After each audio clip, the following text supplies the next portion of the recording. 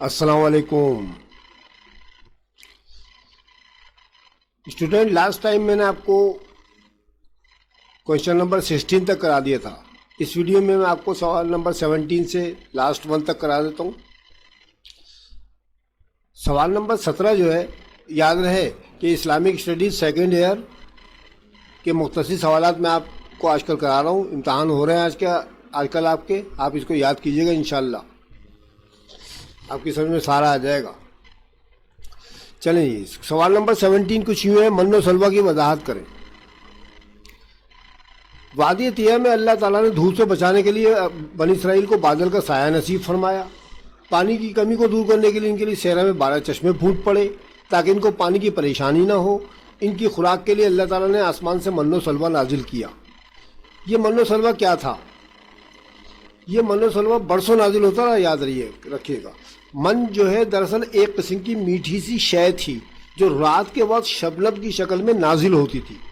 یعنی رات بھر وہ شبنم کی شکل جس طرح اوسنی گرتی ہے اس طرح سے وہ نازل ہوتی رہتی تھی، اور ہر شخص کو وافر مقدار میں مل جایا کرتی تھی. یہ صبح اٹھ کر اس کو جمع کر لیا کرتے تھے، اس کو کھا لیا کرتے تھے. جبکہ سلوہ جو ایک قسم کے پرندے کا نام ہے، یہ پرندے تھے جو جھن کے جھن ان کی طرف آتے تھے. تو بنی اسرائیل والے ان کو شکار کر کے ان کے کباب بنا کر کھایا کرتے تھے.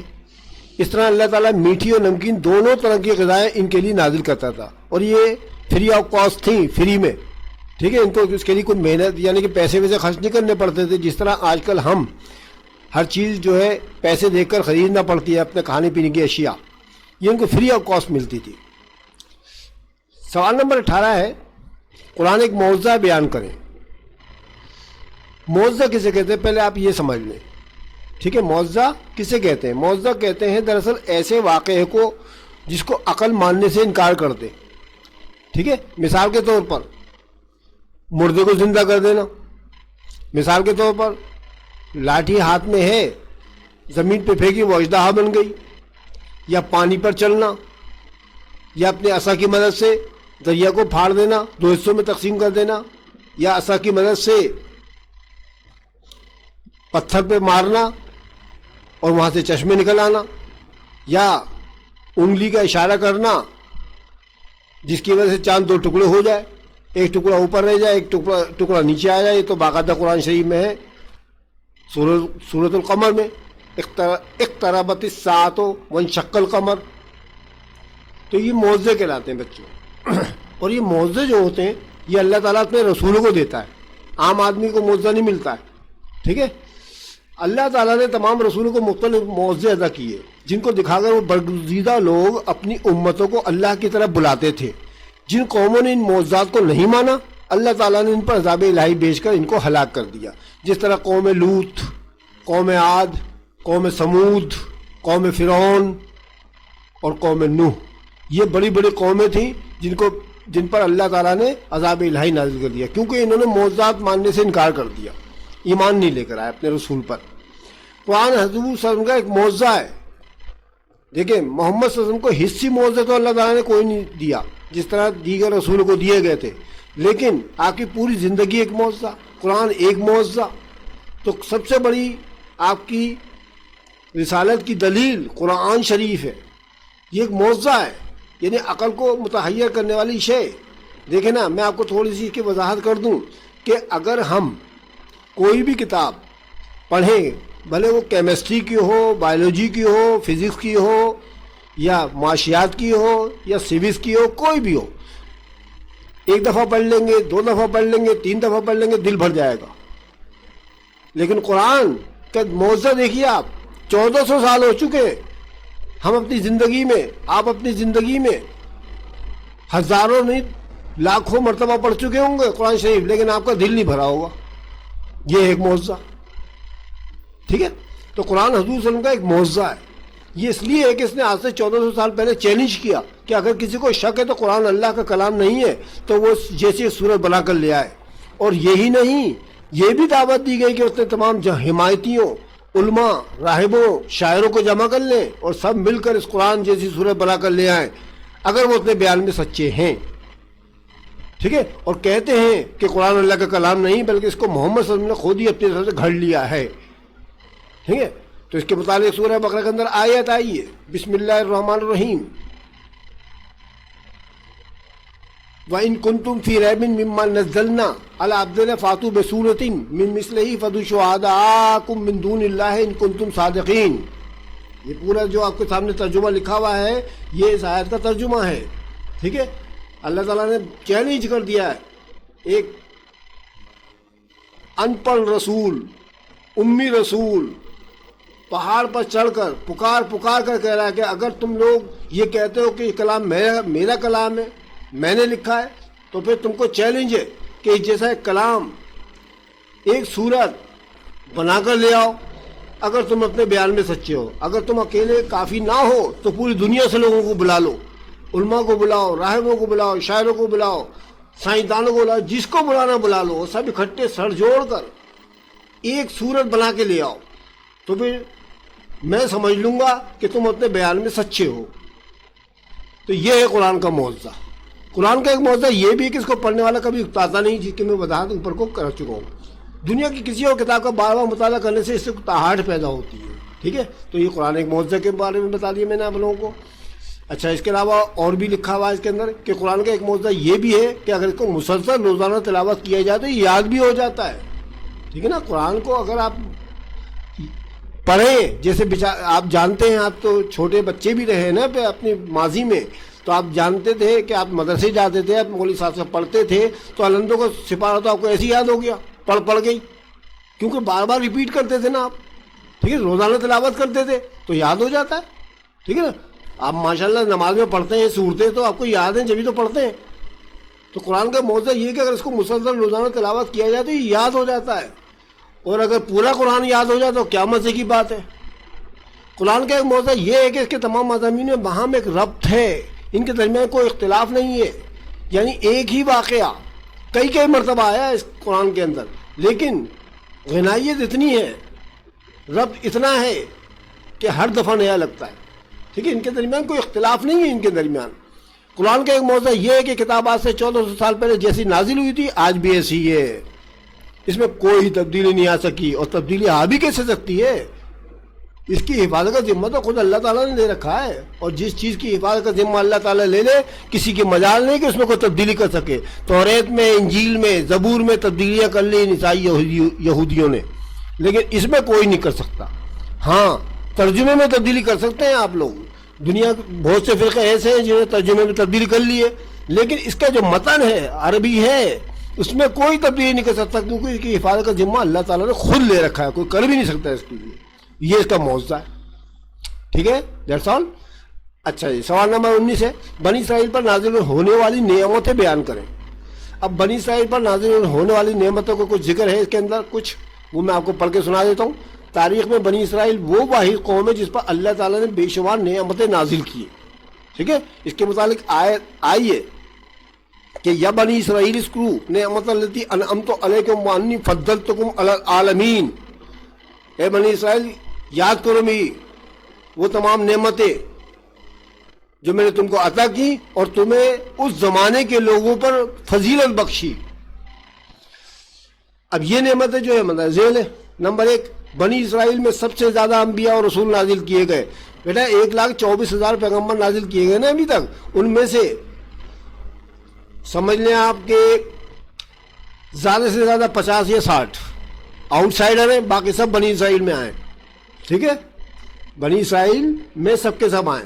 ہمارے پیارے نبی حضرت محمد صلی اللہ علیہ وسلم بنی اسرائیل میں نہیں آئے, آخری نبی ہیں, یہ بنی اسماعیل میں پیدا ہوئے تھے. ٹھیک ہے. باقی اس سے پہلے حضرت عیسیٰ تک اور حضرت یعقوب علیہ السلام سے لے کے اور حضرت عیسیٰ علیہ السلام تک سب بنی اسرائیل کے انبیاء کرام ہیں. اور اس سے پہلے کے بنی اسرائیل میں نہیں ہوں گے. ظاہر حضرت ابراہیم علیہ السلام تو بنی اسرائیل میں نہیں ہو سکتے.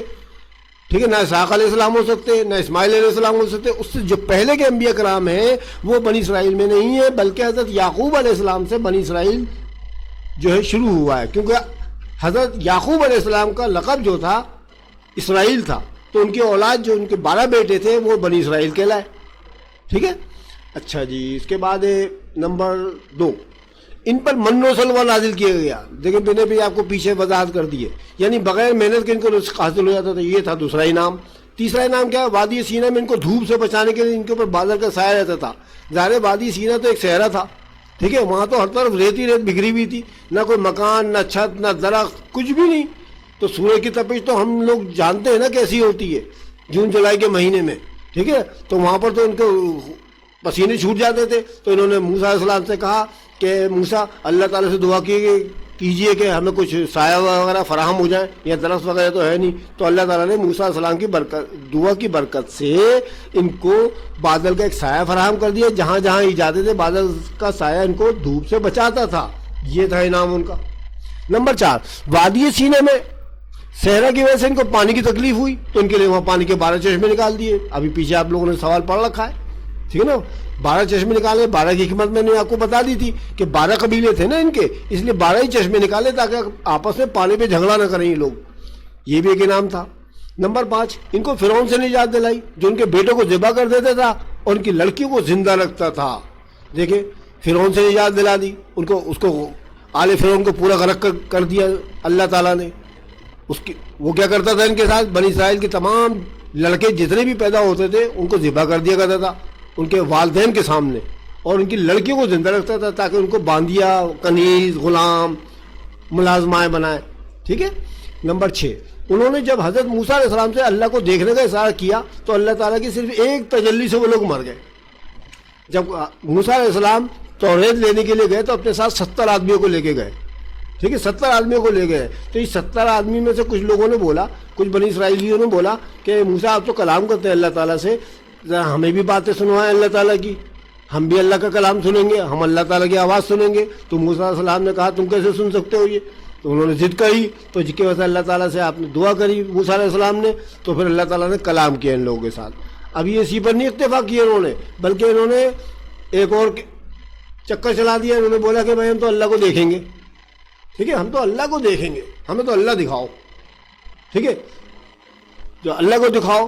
تو اللہ کا غضب ان پہ نازل ہو گیا. اللہ نے صرف ایک تجلی ڈالی ہے کوہ طور کے اوپر, یہ سب کے سب مر گئے, ٹھیک ہے. جب یہ سب مر گئے تو حضرت موسیٰ علیہ السلام کو فکر ہوئی. انہوں نے بولا کہ اے اللہ تعالیٰ میں تو ان کو 70 کو لے کے آیا تھا, یہ تو گواہی دیتے جا کے واپس, ٹھیک ہے نا. تو پھر اللہ تعالیٰ نے موسیٰ علیہ السلام کی دعا کی برکت سے ان کو دوبارہ زندہ کر دیا. حالانکہ اللہ تعالیٰ کا قانون نہیں ہے کہ دوبارہ زندگی دی جائے, کیونکہ موت تو ایک ہی مرتبہ آتی ہے نا. یہ اللہ کا ان پر احسان تھا کہ ان کو دوبارہ زندگی دی اس نے, ٹھیک ہے. ثم بعثناکم من بعد موتکم لعلکم تعقلون, یہ اس کے متعلق آیت ہے قرآن شریف میں, ٹھیک ہے. ہم نے تم کو دوبارہ زندہ کر دیا تمہارے مرنے کے بعد تاکہ تم عقل سے کام لو. تو حضرت موسیٰ کے کہنے پر ان کو دوبارہ زندہ کر دیا گیا. یہ تھا اللہ کا احسان ان کے اوپر, نعمت تھی. نمبر 7, فرعون سے نجات دلانے کے لیے دریا کے بیچ میں ان کے لیے خشک راستہ بنایا تاکہ وہ لوگ دریا پار کر سکے. اب حضرت موسیٰ علیہ السلام بنی اسرائیل کو لے کر راتوں رات مصر سے نکل پڑے. پیچھے سے فرعون کا لشکر آ رہا ہے, فرعون بھی آ رہا ہے ساتھ میں. جب یہ دریا کے کنارے پہنچے تو اب کیسے پار کریں اس کو, کہ اب کیسے پار کریں. تو پھر جبرائیل علیہ السلام آئے, انہوں نے بولا کہ آپ جو ہے اپنا عصا دریا پر ماریں. تو آپ نے عصا دریا میں مارا تو بیچ میں پورا راستہ بنتا چلا گیا. تو پورے بنی اسرائیل والے وہاں سے پار ہو گئے. اس کے لیے قرآن شریف میں آیت آئی ہے, بسم اللہ الرحمن الرحیم, وَإِذْ فَرَقْنَا بِكُمُ الْبَحْرَ فَأَنْجَيْنَاكُمْ وَأَغْرَقْنَا آلَ فِرْعَوْنَ وَأَنْتُمْ تَنظُرُونَ. ہم نے دریا کو تمہارے لیے پھاڑ دیا, ہم نے دریا کے کو درمیان سے پھاڑ دیا تمہارے لیے, ٹھیک ہے, اور سارے آل فرعون کو غرق کر دیا اور تمہیں بچا لیا, جبکہ تم کنارے پہ کھڑے ہوئے دیکھ رہے تھے اس کو ڈوبتا ہوا, ٹھیک ہے. اچھا, یہ بھی احسان تھا اللہ تعالیٰ کے, ان کے لیے راستہ بنایا اللہ تعالیٰ نے. 8واں نمبر ہے, ان کو ٹڈیوں اور میڈکوں کے عذاب سے نجات دی. یعنی ان کو آل فرعون جو تھے یہ بار بار جو ہے وعدہ کر لیتے تھے موسیٰ علیہ السلام سے کہ ایمان لائیں گے, لیکن مانتے ہی نہیں تھے, ایمان ہی نہیں لے کے آتے تھے. تو اللہ تعالیٰ کا ان کا عذاب آ گیا, کبھی ٹڈی آ گئی ان کے اوپر, کبھی مینڈک آ گیا, کبھی خون کا عذاب اللہ تعالیٰ نے نازل کر دیا, ٹھیک ہے نا, کبھی جوؤں کا عذاب آ گیا. جوئیں جو سروں میں بالوں میں ہو جاتی ہیں, تو اس سے بوگلا کر بار بار موسیٰ علیہ السلام سے پاس آتے تھے, کہتے تھے کہ موسیٰ تم اپنے رب سے دعا کرو کہ اس سے نجات دے تو ہم ایمان لے آئیں گے. لیکن انہوں نے ہمیشہ وعدہ خلافی کری, ٹھیک ہے, سمجھ گئے. اچھا جی, اس کے بعد آیا سوال نمبر 20, اسلام اور ایمان میں کیا فرق ہے. اسلام اور ایمان میں کیا فرق ہے. اسلام کے لفظی معنی ہے حکم ماننا, یعنی اسلام جو ہے اس کے معنی ہے حکم ماننا کسی کا، یعنی شریعت میں اللہ کا حکم ماننا ہے، کسی کے سامنے گردن جھکا دینا، کوئی حکم دے اس کے سامنے گردن جھکا دینا، یہ ہے اسلام، ٹھیک ہے. اپنے آپ کو کسی کے سپرد کر دینا، یعنی خود کوئی مزاحمت نہ کرنا، جو کہ حکم دیا گیا اس کے مطابق عمل کرنا. شریعت میں اللہ تعالیٰ کا احکام ماننا، اس کے ہر حکم کے سامنے اپنی گردن جھکا دینا اسلام کہلاتا ہے. دین اسلام ایمان اور عمل صالح کے مجموعے کا نام ہے. یہ جو دین اسلام ہے نا، جس ماشاءاللہ ہم لوگ مسلمان ہیں، ہم دین اسلام کے پیروکار ہیں نا، تو ہمارے یہ دین اسلام دو چیزوں کو مجموعہ ہے. ایک تو ایمان لانا، یعنی ایمان لانے سے مراد ہے کہ ایک اللہ کو ماننا، محمد رسول اللہ یعنی صلی اللہ علیہ وسلم، محمد صلی اللہ علیہ وسلم کو اللہ کا رسول ماننا، تمام رسولوں پر ایمان لانا، تمام کتابوں پر ایمان لانا، یوم قیامت پر ایمان لانا، یوم آخرت پر ایمان لانا، جنت پر ایمان لانا، ہے نا، اور دوزخ پر ایمان لانا. یہ سب ہمارے ایمان ہیں اور یہ دل سے مانی جاتی ہیں تمام چیزیں. یہ تو ہو گئے ایمان. اور عمل صالح کا مطلب، عمل صالح کا مطلب جتنے بھی نیک عمل ہیں دنیا کے اندر، ایک تو رسمی ہے اور ایک غیر رسمی ہے. رسمی میں روزہ، نماز، حج، زکوٰۃ ہو گئی، اور باقی جو غیر رسمی ہے وہ والدین کی خدمت کرنا ہے، ٹیچر کا ادب کرنا ہے، بڑوں کا ادب کرنا ہے، چھوٹوں پر شفقت کرنا ہے، ٹھیک ہے، چغلیاں نہیں کرنا ہے، جھوٹ نہیں بولنا ہے، بری حرکات نہیں کرنا ہے، گالی گلوچ نہیں کرنا ہے. یہ سب اعمال صالح ہیں بیٹا، ٹھیک ہے. جو چیز اللہ تعالیٰ نے حکم دی وہ کرنا، اور جو چیز اللہ نے منع کیا اس کو نہ کرنا، یہ اعمال صالح کہلاتے ہیں ہمارے. تو یہ دو چیزوں کو مجموعہ ہے اسلام. کوئی بھی شخص کلمہ پڑھ کر دائرہ اسلام میں داخل ہو جاتا ہے. یعنی اسلام میں کیسے داخل ہوگا؟ اگر کوئی کافر ہے وہ کلمہ پڑھ لے گا تو دائرہ اسلام میں داخل ہو جائے گا، وہ ہمارا بھائی بن جائے گا. ایمان اس پختہ عقیدے کو کہتے ہیں جو دل کی گہرائیوں میں اتر جائے. قرآن مجید میں ارشاد باری تعالیٰ ہے کہ ایمان یہ ہے کہ اللہ اس کے رسول سے شدت کے ساتھ محبت کی جائے، ٹوٹ کر محبت کی جائے، اور اس میں کوئی شک نہ رہے، ٹھیک ہے، شک نہ رہے. یعنی اللہ کی ذات اور صفات کے علاوہ رسول اللہ صلی اللہ علیہ وسلم کے نبی برحق ہونے میں کوئی شک نہ کرے، اور اس کو جہاد سے محبت ہو. تین چیزیں ہو گئی بچوں یہ. نمبر ایک اللہ سے محبت، نمبر دو رسول اللہ صلی اللہ علیہ وسلم سے محبت، نمبر تین جہاد سے محبت. یہ تین بنیادی چیزیں ہیں کہ جن سے انسان مومن بن سکتا ہے. کلمہ پڑھ کر کوئی شخص مسلمان ہو جاتا ہے، اگر اس کلمے کو دل کی گہرائیوں میں اتار لے تو اس کو مومن کہتے ہیں. ٹھیک ہے، مسلمان تو سبھی ہوتے ہیں، مومن کوئی کوئی ہوتا ہے. مومن بننے کے لیے محنت کرنی پڑتی ہے. جس طرح آپ لوگ جو ہے محنت کرتے تو فرسٹ سیکنڈ تھرڈ آتے ہیں نا امتحان میں. ہر کوئی فرسٹ سیکنڈ تھرڈ تو نہیں آ سکتا نا امتحان میں. تو جو لوگ محنت کریں گے ان کو اس کی عظمت ملے گی، اس کا انعام ملے گا. تو جو محنت کرے گا وہ مومن بنے گا. مسلمان تو سب ہیں، اللہ کا شکر ہے. رسول اللہ صلی اللہ علیہ وسلم نے اپنے قول و عمل سے اللہ تعالیٰ کے جو احکامات ہم تک پہنچائے، ان تمام احکامات کو ہر پہلو سے ماننا ایمان کہلاتا ہے. اس کی میں وضاحت ابھی اوپر کر چکا ہوں. سوال نمبر 21 ہے، سورہ بقرہ میں مفلحون کی کون سی صفات بیان ہوئی ہیں؟ بیٹا آپ سورہ بقرہ اسٹارٹ کرتے ہیں الف لام میم کا سپارہ، ٹھیک ہے، الف لام میم کا سپارہ. تو الف لام میم کے سپارے کے جو شروع میں 5 آیات ہیں، ان میں سے 3 آیات جو ہے نا مفلحون کی صفات بیان کی گئی ہیں. اس کے اندر میں نے بڑے سوالوں کے اندر بھی اس کی وضاحت کر دی ہے، ٹھیک ہے. الف لام میم ذالک الکتاب لا ریب فیہ ھدی للمتقین الذین یؤمنون بالغیب ویقیمون الصلاۃ ومما رزقناہم ینفقون والذین، ٹھیک ہے نا. یہ تعلیم میں نے آپ کو کر دی ہے پہلے ہی، تو اس میں بھی وضاحت آپ کو کر دے رہا ہوں میں. سورہ بقرہ میں مفلحون کی مندرجہ ذیل صفات بیان ہوئی ہے. اللہ تعالیٰ سے دعا ہے کہ اللہ یہ صفات ہم میں بھی پیدا کر دے، کاش. نمبر 1 ایمان بالغیب، ٹھیک ہے، یؤمنون بالغیب یعنی تمام غائب چیزوں پر ایمان لانا جو ہماری نظروں کے سامنے موجود نہیں ہے. اللہ تعالیٰ کو غیب میں ہوتے ہوئے اپنا معبود ماننا، اس کی نعمتوں کو اعتراف کرنا. یعنی اللہ غائب ہے نا، اللہ نظروں سے اوجھل ہے نا، ہمارے نظر تو نہیں آتا نا، فرشتے بھی نظر نہیں آتے نا ہمیں، ٹھیک ہے نا. جتنے رسول ہیں وہ ہمیں نظروں سے پوشیدہ ہیں نا، پردہ فرما چکے ہیں نا. تو ان سب پر ایمان لانا، فرشتے بھی نظر نہیں آتے ہیں یاد رہے، ٹھیک ہے. تو ان سب چیزوں پر ایمان لانا یہ کہلاتے غیب پر ایمان لانا، غیب پر ایمان. نمبر 2 نماز قائم کرنا. یہ تو آپ جانتے ہیں نماز قائم کرنا یعنی کہ جو مسلمان ہوتا ہے وہ اس کو 5 وقتہ نماز فرض کی گئی وہ نماز قائم کرے گا، ٹھیک ہے، پڑھے گا، اور باقاعدگی کے ساتھ پڑھنا قائم کرنا کہلاتا ہے. نمبر 3 انفاق فی سبیل اللہ یعنی زکوٰۃ ادا کرنا، صدقہ ادا کرنا، خیرات ادا کرنا، یہ سب انفاق فی سبیل اللہ ہے. یہ مفلحون کی صفات ہیں، یعنی جو فلاح پانے والے لوگ ہیں. نمبر 4 سابقہ و حاضرہ کتب یعنی توریت، انجیل، زبور اور قرآن پر ایمان لانا کہ یہ اللہ کی نازل کردہ کتابیں ہیں. یہ ہو گئی 4تھی صفت. یعنی جتنی بھی ہماری پرانی کتابیں ہیں جو اللہ تعالیٰ نے نازل کر دی تھی، قرآن شریف تو آخری کتاب ہے اللہ تعالیٰ کی نازل کردہ، ہے نا، سب پر ایمان لانا، کتابوں پر، صحیفوں پر، سب پہ. اچھا نمبر 5 کیا ہے؟ آخرت پر ایمان اور یقین رکھنا. 5ویں چیز ہے آخرت پر ایمان اور یقین رکھنا. یعنی یہ عقیدہ رکھنا کہ مرنے کے بعد یوم آخرت اللہ کے سامنے حاضر ہونا ہے اور اپنے تمام اعمال کا حساب کتاب دینا ہے. اور اس پہ ایمان نہیں بلکہ یقین رکھنا ہے. خاص طور پر اللہ تعالیٰ نے یوقنون لکھا ہے, یہاں پر یومنون نہیں لکھا ہے.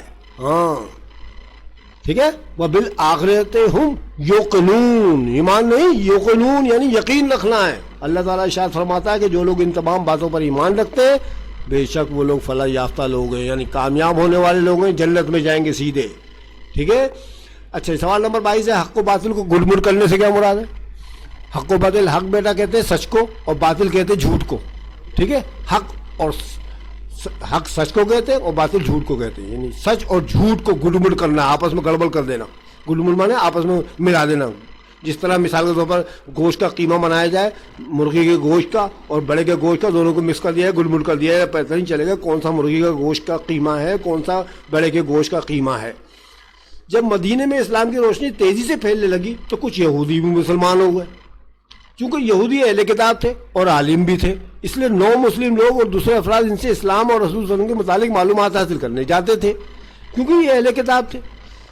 یہ اہل کتاب حضور صلی اللہ علیہ وسلم کی بعثت سے پہلے ان تمام باتوں کی تصدیق کر چکے تھے, ان کی آمد کے بارے میں جانتے تھے.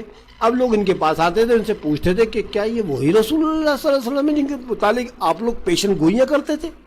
جب یہودیوں نے محسوس کیا کہ اس طرح تو تمام لوگ مسلمان ہو جائیں گے, چنانچہ انہوں نے منافقت کی چادر اوڑھ لی بھائی اور لوگوں کو بہکانا شروع کر دیا. یعنی کبھی صحیح بات بتا دی, کبھی غلط بات کر دی, کبھی سوال کرنے والے کو وسوسے میں مبتلا کر دیا, الٹا سیدھا جواب دے دیا تاکہ وہ اسلام لانے میں تذبذب کا شکار ہو جائے, یعنی ڈاما ڈول ہو جائے کہ لاؤں یا نہیں لاؤں, اور اسلام نہ لائے. چنانچہ ان کے اسی عمل کو رب تعالیٰ نے ارشاد فرمایا کہ تم لوگ حق کے ساتھ باطل کو گل مڑ نہ کرو, یعنی جھوٹ اور سچ کو مت ملایا کرو, جو سچی بات ہے وہ بیان کرو بس. سوال نمبر 23 ہے حدیث نبی صلی اللہ علیہ وسلم کے مطابق منافق کی کیا نشانیاں ہیں؟ تو بیٹا حدیث نبی محمد صلی اللہ علیہ وسلم نے ارشاد فرمایا ہے کہ منافق کی 3 نشانیاں ہیں, کہیں 4 بیان کی گئی ہیں, کہیں 3 نشانیاں ہیں. تو یہ 3 نشانیاں میں آپ کو پڑھ کے سنا رہا ہوں. نمبر 1, جب بات کرے گا جھوٹ بولے گا. منافق جب بات کرے گا جھوٹ بولے گا. اب آپ دیکھ لیں یہ تینوں باتیں اللہ نہ کرے ہم میں نہ موجود ہوں کہیں, یہ اور ہم دیکھتے ہیں اپنے معاشرے میں ادھر ادھر دیکھیں تو یہ تینوں باتیں ہمارے اندر موجود ہیں. جب بات کریں گے جھوٹ بولتا ہے تو منافق ہے وہ. نمبر 2, اس کے پاس امانت رکھوائی جائے اس میں خیانت کرے گا, یعنی کوئی بھی چیز کے پاس یا تو کوئی مادی شے اس کے پاس امانت رکھوا دی جائے یا کوئی راز کی بات اس کو بتا دی جائے وہ بھی امانت کہلاتی ہے, تو یہ باتیں جا کے کھول دیتا ہے, یہ امانت میں خیانت کر دیتا ہے, یہ منافق کہلائے گا. جب وعدہ کرے گا اس کو پورا نہ کرے گا. ٹھیک ہے, جب بھی کوئی پرومس کرے گا کسی سے اس کو پورا نہیں کرے گا, توڑ دے گا وعدے کو. اور چوتھی بات ہے جب جھگڑا کرے گا گالیاں دے گا. دیکھیں بھائی جب جھگڑا کسی سے کرے گا تو گالی گلوچ کرے گا یہ. تو اب دیکھ لیں چاروں باتیں ہمارے اندر موجود نہیں ہیں کیا؟ اللہ نہ کرے منافق تو نہیں ہے کہیں.